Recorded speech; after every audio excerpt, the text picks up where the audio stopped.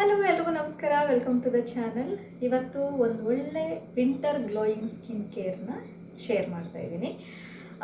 ತುಂಬ ಚೆನ್ನಾಗಿ ರಿಸಲ್ಟ್ ಕೊಡುತ್ತೆ. ಪ್ರತಿದಿನ ಮಾಡೋದ್ರಿಂದ ಒಳ್ಳೆ ರಿಸಲ್ಟ್ ಕೊಡುತ್ತೆ.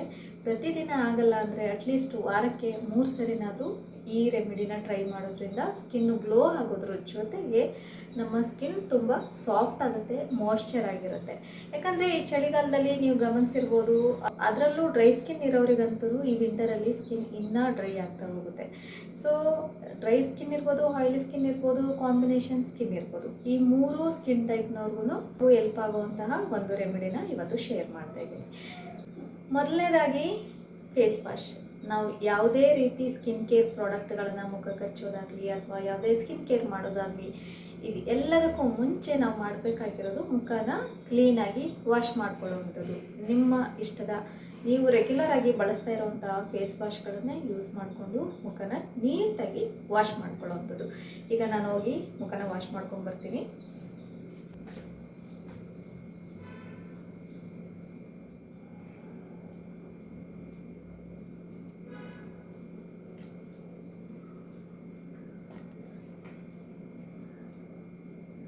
ಫೇಸ್ ವಾಶ್ ಆಯಿತು. ಫೇಸ್ ವಾಶ್ ಆದಮೇಲೆ ನೀಟಾಗಿ ಒಂದು ಟವಲಿಂದ ಕ್ಲೀನಾಗಿ ಮುಖನ ಒರೆಸ್ಕೋಬೇಕು. ಫಸ್ಟ್ ಫೇಸ್ ವಾಶ್ ಆಯಿತು. ಸೆಕೆಂಡ್ ಸ್ಟೆಪ್ಪು ತುಂಬ ಮುಖ್ಯ ಆಗುತ್ತೆ.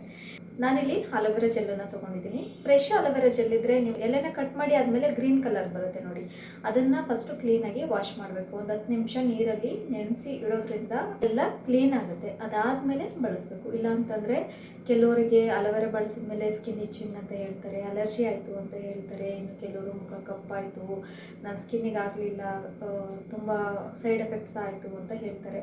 ಸೊ ಆ ಕಾರಣಕ್ಕೋಸ್ಕರ ಫಸ್ಟು ಅಲೋವೆರಾನ ಕಟ್ ಮಾಡ್ಕೊಂಡಾದ್ಮೇಲೆ ನೆನೆಸಿ ಅದರಲ್ಲಿರುವಂತಹ ಗ್ರೀನ್ ಕಲರ್ ಏನಿರುತ್ತೆ ಅದನ್ನೆಲ್ಲ ವಾಶ್ ಮಾಡಿ ಆದಮೇಲೆ ನೀವು ಕ್ಲೀನಾಗಿ ಅದನ್ನು ಸ್ಕೋಪಿಂದ ಜೆಲ್ಲನ್ನು ತೆಗೆದು ಅದನ್ನು ಗ್ರೈಂಡ್ ಮಾಡಿ ಅದನ್ನು ಬಳಸುವಂಥದ್ದು. ಇಲ್ಲ ಹಾಗೆ ಕೂಡ ರಬ್ ಮಾಡಿಕೊಂಡು ಯೂಸ್ ಮಾಡುವಂಥದ್ದು. ಇದು ಅಲೋವೆರಾ ಬಳಸೋದಕ್ಕಿಂತ ಮುಂಚೆ ತಗೋಬೇಕಾಗಿರುವಂತಹ ಪ್ರಿಕಾಷನ್ಸು. ನನಗೆ ಫ್ರೆಶ್ ಅಲೋವೆರಾ ಇಲ್ಲ, ಸೊ ಹಾಗಾಗಿ ನಾನು ಈ ಅಲೋವೆರಾನ ತಗೋತಾ ಇದ್ದೀನಿ. ಫ್ರೆಶ್ ಇದ್ದರೆ ಅದನ್ನೇ ಬಳಸ್ಬೋದು, ಇಲ್ಲಾಂದರೆ ಈ ಥರ ಅಲೋವೆರಾನ ತೊಗೋಬೋದು. ಅದರಲ್ಲೂ ಪ್ಯೂರ್ ಅಲೋವೆರಾನ ತಗೊಳ್ಳಿ. ಟ್ರಾನ್ಸ್ಪರೆಂಟ್ ಇರುತ್ತೆ, ಪ್ಯೂರ್ ವಾಟರ್ ಕಲರ್ ಟ್ರಾನ್ಸ್ಪರೆಂಟ್ ಇರುತ್ತೆ ನೋಡಿ, ಅದು ಪ್ಯೂರ್ ಇರುತ್ತೆ. ನನಗೆ ಇಲ್ಲಿ ಮೆಡಿಕಲ್ ಸ್ಟೋರ್ಗಳಲ್ಲಿ ಮತ್ತು ಸ್ಟೋರ್ಗಳಲ್ಲಿ ಎಲ್ಲೂ ನನಗೆ ಸಿಗಲಿಲ್ಲ. ಅದು ಆನ್ಲೈನಲ್ಲಿ ಆರ್ಡರ್ ಮಾಡಿದ್ದೀನಿ. ಅದು ಬರೋ ತನಕ ನಾನು ಇದನ್ನೇ ಬಳಸಬೇಕಾಗುತ್ತೆ. ಯಾಕಂದರೆ ಈಗಾಗಲೇ ತಂದುಬಿಟ್ಟಿದ್ದೀನಿ, ಇದನ್ನು ವೇಸ್ಟ್ ಮಾಡೋದಕ್ಕಾಗೋದಿಲ್ಲ. ಸೊ ಹಾಗಾಗಿ ನನ್ನ ಹತ್ರ ಯಾವ ಅಲೋವೆರಾ ಇದೆಯೋ ನಾನು ಅದನ್ನೇ ಬಳಸ್ತಾ ಇದ್ದೀನಿ. ನಿಮ್ಮ ಹತ್ರ ಇದ್ದರೆ ಬಳಸಿ. ಇಲ್ಲ ಅಂತಂದರೆ ನೀವು ಹೊಸದಾಗಿ ಅಲೋವೆರಾ ಜೆಲ್ಲನ್ನು ತೊಗೋತಾ ಇದ್ದೀರಾ ಅಂತಂದರೆ ಪ್ಯೂರ್ ವಾಟರ್ ಕಲರ್ ಇರುತ್ತೆ ನೋಡಿ, ಟ್ರಾನ್ಸ್ಪರೆಂಟ್ ಇರುತ್ತೆ ನೋಡಿ, ವೈಟ್ ಕಲರು, ಅದನ್ನೇ ತೊಗೊಳ್ಳಿ. ಇದು ಬೇಡ, ಅದು ಅಂದರೆ ಪ್ಯೂರ್ ಇರುತ್ತೆ. ಇಲ್ಲ ಅಂತಂದರೆ ನಿಮ್ಮ ಮನೆ ಹತ್ರ ಗಿಡ ಇದ್ದರೆ ಅದನ್ನೇ ಕಟ್ ಮಾಡಿಕೊಂಡು ಅದೇ ಅಲೋವೆರಾ ಜೆಲ್ಲನ್ನು ಬಳಸ್ಬೋದು. ಸ್ವಲ್ಪ ಅಲೋವೆರಾ ಜೆಲ್ ತೊಗೋತೀನಿ, ಅದರ ಜೊತೆಗೆ ಒಂದು ವಿಟಮಿನ್ ಇ ಕ್ಯಾಪ್ಸುಲ್ ಆಯಿಲನ್ನು ಬಳಸ್ಕೊತಾ ಇದ್ದೀನಿ. ವಿಟಮಿನ್ ಓಪನ್ ಮಾಡ್ಕೊತೀನಿ.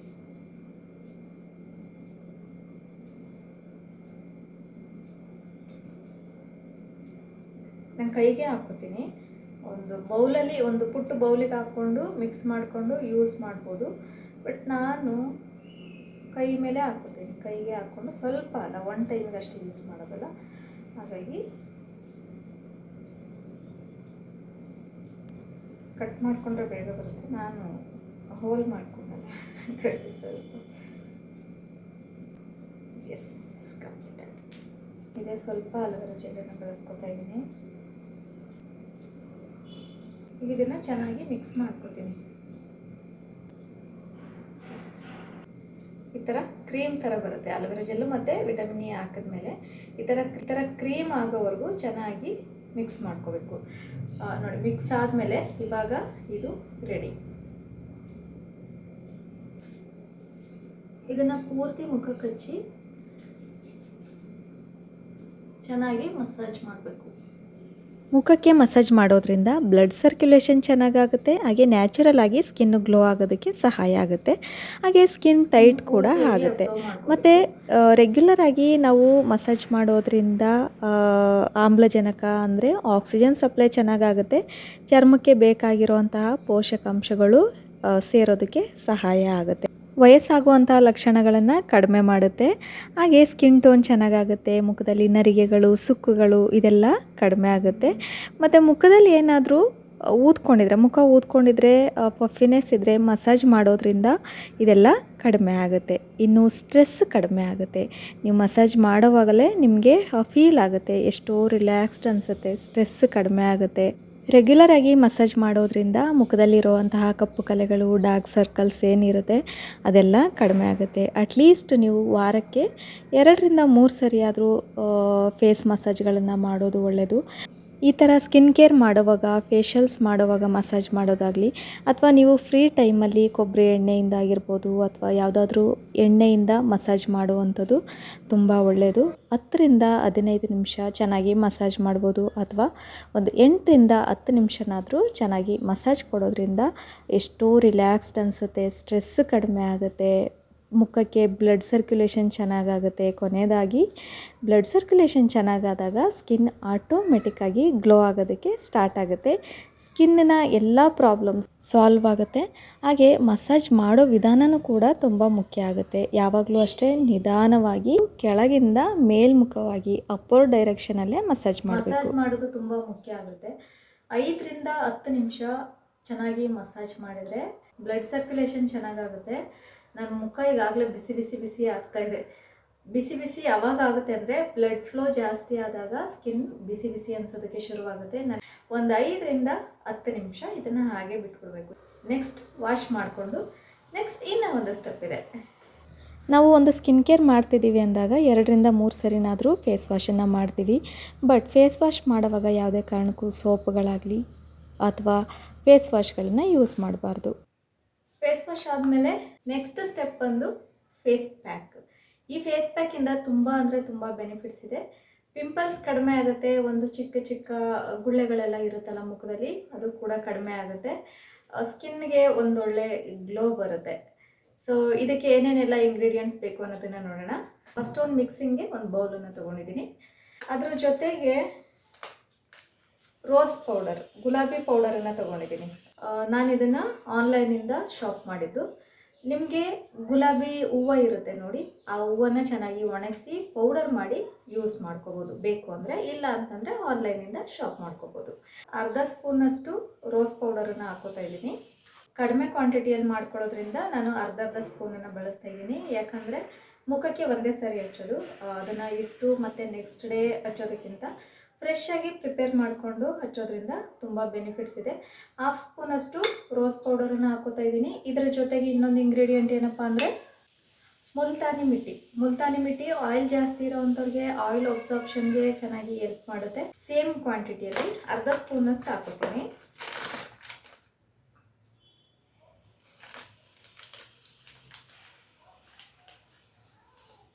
ಅರ್ಧ spoon Multani mitti. Oily skin ಇರೋವಂಥವ್ರಿಗೆ ಆಯಿಲ್ ಅಬ್ಸಾರ್ಪ್ಷನ್ಗೆ ಮುಲ್ತಾನಿ ಮಿಟ್ಟಿ ತುಂಬ ಚೆನ್ನಾಗಿ ಹೆಲ್ಪ್ ಮಾಡುತ್ತೆ.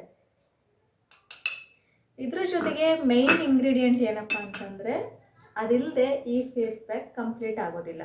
ಮೆಂತ್ಯ ಪೌಡರ್, ಅರ್ಧ ಸ್ಪೂನಷ್ಟು ಮೆಂತ್ಯ ಪೌಡರನ್ನು ಸೇರಿಸ್ಕೊತೀನಿ. ಇದ್ರ ಜೊತೆಗೆ ಮೆಂತ್ಯ ಪೌಡರ್ ಸಹ ನೀವು ಮನೇಲೇ ಮಾಡ್ಕೋಬೋದು ಅಥವಾ ಆನ್ಲೈನಿಂದ ಶಾಪ್ ಮಾಡ್ಕೋಬೋದು. ನಾನು ಅರ್ಧ ಸ್ಪೂನಷ್ಟು ಮೆಂತ್ಯ ಪೌಡರನ್ನು ಸೇರಿಸ್ಕೊತಾ ಇದ್ದೀನಿ. ಫಸ್ಟ್ 3 ಚೆನ್ನಾಗಿ ಮಿಕ್ಸ್ ಮಾಡಿಕೊಂಡು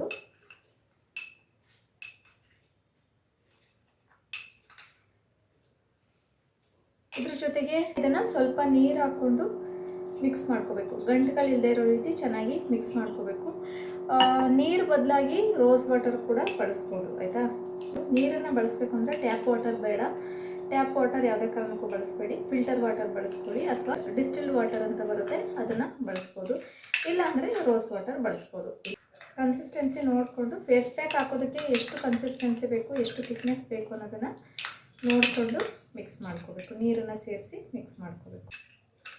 ನೋಡಿ, ಎಷ್ಟು ಕನ್ಸಿಸ್ಟೆನ್ಸಿ ಇರಬೇಕು, ಎಷ್ಟು ಥಿಕ್ನೆಸ್ ಇದ್ದರೆ ಸಾಕು.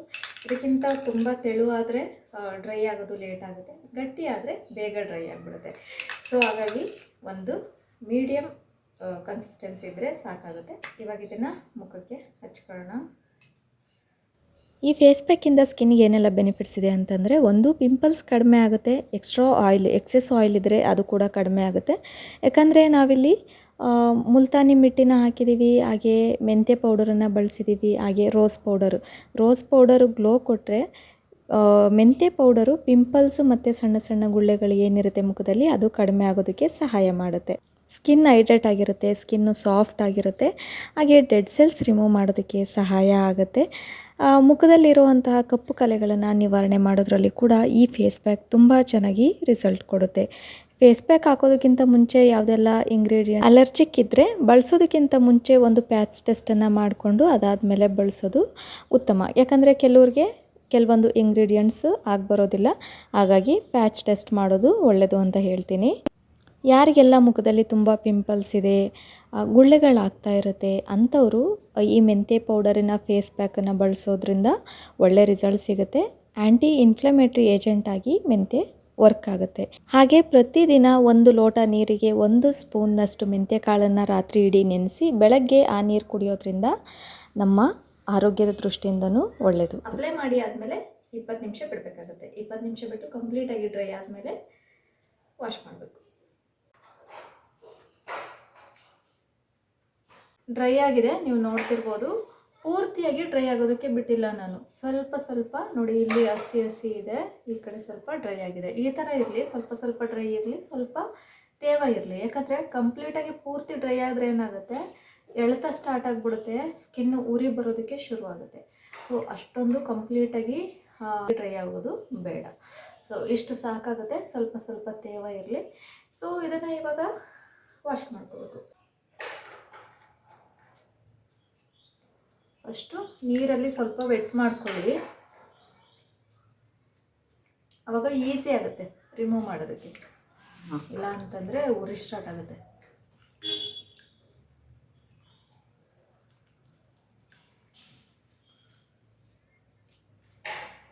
ಈ ಥರ ವೆಟ್ ಮಾಡಿಕೊಂಡು ತೇವ ಮಾಡಿಕೊಂಡ್ರೆ ಈಸಿಯಾಗಿ ವೈಟ್ ಮಾಡ್ಕೋಬೋದು, ಕ್ಲೀನ್ ಮಾಡ್ಕೋಬೋದು.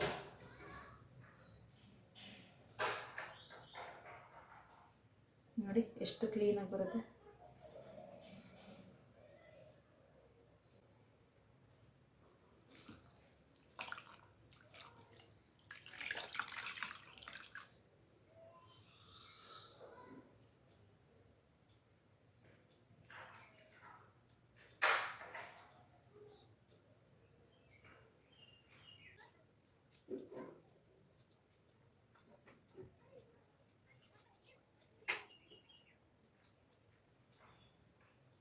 ನೋಡಿ ಆಗಲೇ ಎಷ್ಟು ಚೆನ್ನಾಗಿ ಗ್ಲೋ ಬಂದಿದೆ ಅಂದರೆ,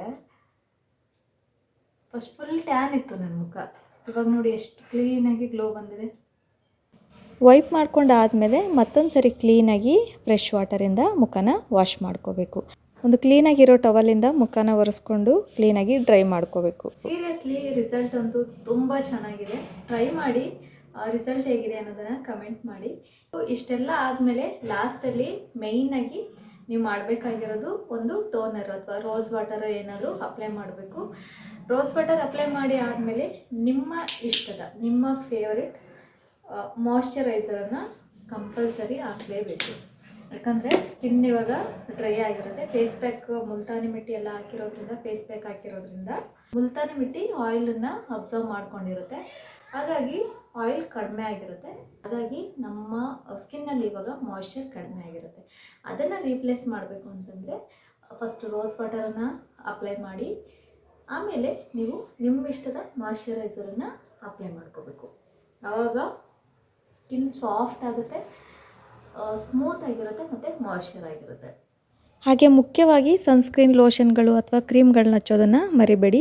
ಮನೇಲಿದ್ದರೂ ಸಹ ನೀವು ಸನ್ಸ್ಕ್ರೀನ್ ಲೋಷನ್ನ ಹಚ್ಚಲೇಬೇಕಾಗುತ್ತೆ ಅಥವಾ ಕ್ರೀಮ್ಗಳನ್ನ ಹಚ್ಚಲೇಬೇಕಾಗುತ್ತೆ. ಇದಾಗಿತ್ತು ಇವತ್ತಿನ ವಿಡಿಯೋ ಇಷ್ಟ ಆದರೆ ಪ್ಲೀಸ್ ಲೈಕ್ ಮಾಡಿ, ಶೇರ್ ಮಾಡಿ, ಕಮೆಂಟ್ ಮಾಡಿ, ಹಾಗೆ ಸಬ್ಸ್ಕ್ರೈಬ್ ಮಾಡೋದನ್ನು ಮಾತ್ರ ಮರಿಬೇಡಿ.